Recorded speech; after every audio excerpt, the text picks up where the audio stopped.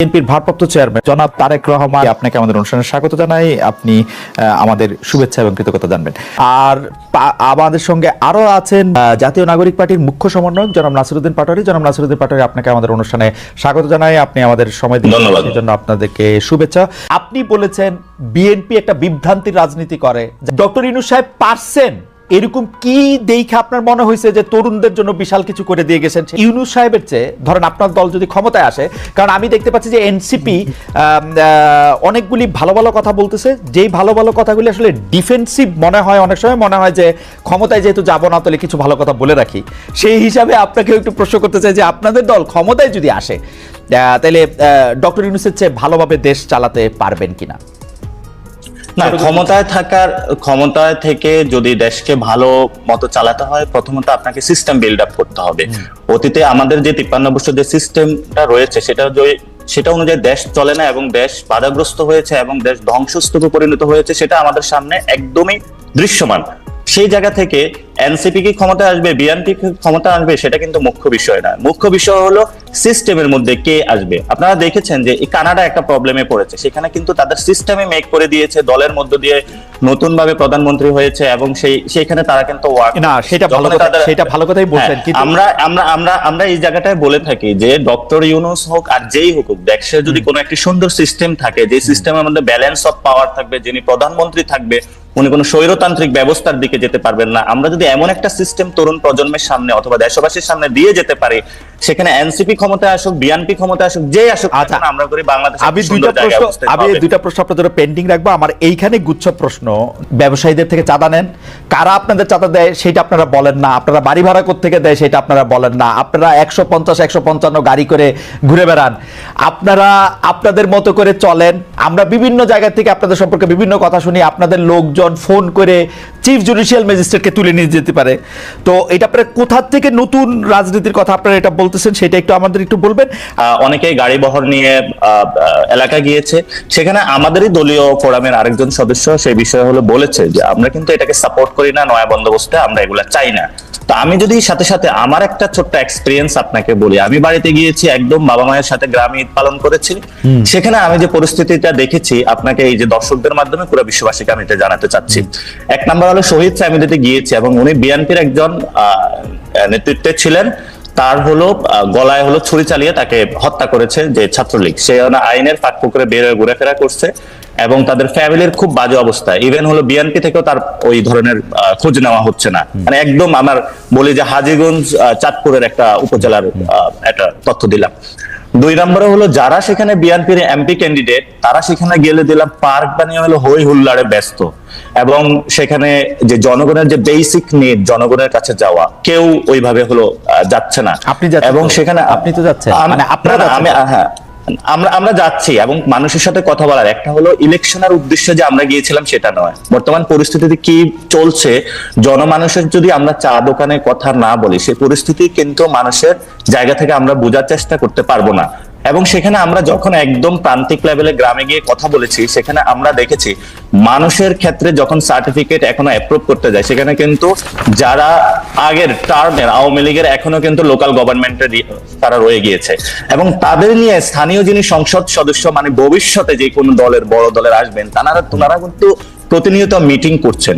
তো আমরা যেমন হলো গাড়ি বহর দেখতেছি, প্রান্তিক লেভেলে আমাদের যারা গ্রামে গিয়েছে, বিভিন্ন গঞ্জে গিয়েছে, মানুষের সাথে কথা বলেছে, এমন ধরনের অসংখ্য স্টোরি আপনাদের সামনে উঠে আসবে। এবং আমরা সেখানে গিয়েছিলাম, গতকালকে আমাদের অফিসে একটা ছেলে এসেছিল, সেখানে সংঘবদ্ধভাবে 35 জনের একটা চক্র বাসায় যখন গিয়েছে, চাঁদা না পেয়ে তার উপরে সংঘবদ্ধভাবে চক্র তার উপরে হামলা চালিয়েছে।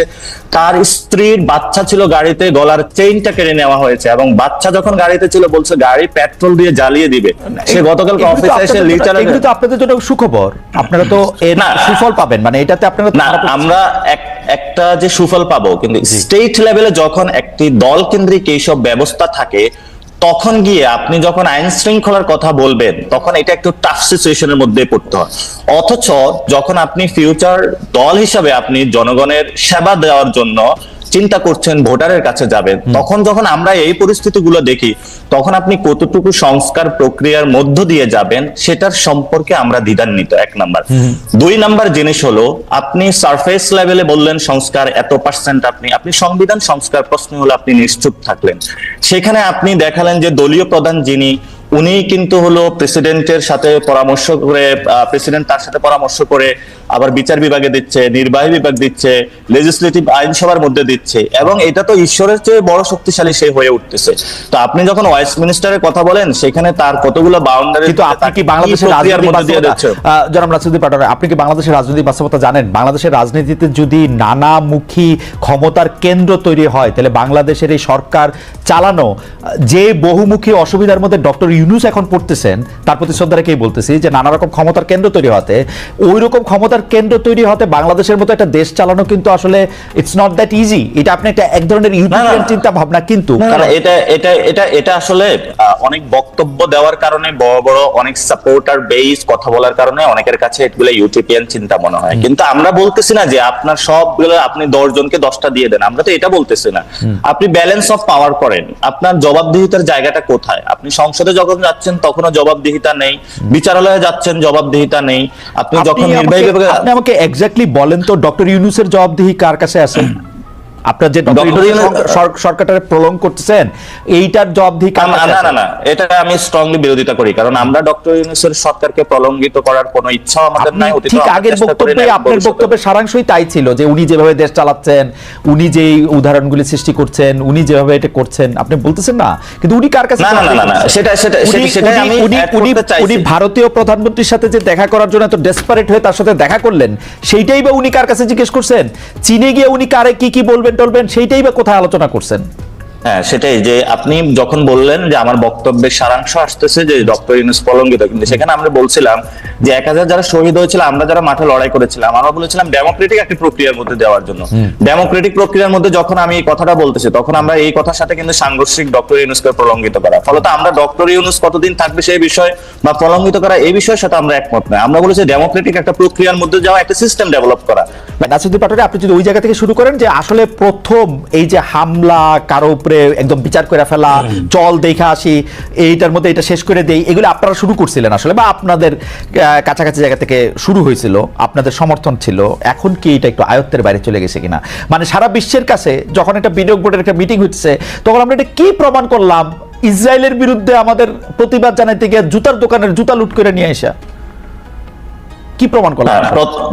প্রথমত হলো এই গণঅভ্যুত্থানটা হওয়ার পরে এখানে কিন্তু সংঘবদ্ধ কোন একটা গঠিত রাজনৈতিক দল কিন্তু গণঅভ্যুত্থান যে করে নাই, ফলত একটা যে যেখানে পারে নিজের জায়গা থেকে ঝাঁপিয়ে পড়েছে, এবং পুরো জিনিসটাকে কিন্তু আমাদের গণঅভ্যুত্থানের পরে কন্টেইন করাটা আমরা করেছি। এবং এটা যতটুকু এখন স্টেবল পজিশনে মানে এসেছে, প্রায় আমাদের মাঠে 176টা মুভমেন্টের ওইখানে গিয়ে আমাদের কাজ করতে হয়েছে, এবং আমরা আমাদের যতটুকু শক্তি ছিল সর্বটুকু আমরা ব্যয় করেছি যাতে কোনো বিশৃঙ্খল না ঘটে, এবং এই ডিসঅর্গানাইজ ফোর্সটা একটা অর্গানাইজিং, এবং এটার জন্য কিন্তু আমরা প্রথমে নাগরিক কমিটি গঠন করেছিলাম, এনসিপি গঠন করেছি, এবং এটা ডেমোক্রেটিক প্রক্রিয়ার মধ্যে যাচ্ছে যাতে এইভাবে কোনো কিছু না ঘটে।